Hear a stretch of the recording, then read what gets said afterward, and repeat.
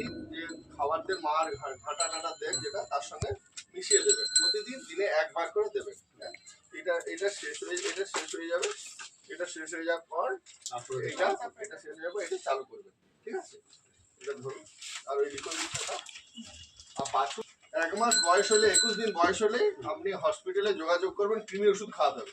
এটা ধরুন আর এই বাছুরটাকে এটা প্রতিদিন একটু করে নিয়ে হাতে নিয়ে জিভে চাটিয়ে দেবেন, 2-3 ml করে দেবেন। হ্যাঁ, রিকভারিটা 1 থেকে 2 ml। ঠিক আছে। আর 21 দিন বাদে যক্ষের দাওয়াই আমাদের হসপিটালে যোগাযোগ করবেন, নিয়ে আসবেন। প্রতি মাসে একবার করে দিতে হবে 6 মাস পর্যন্ত।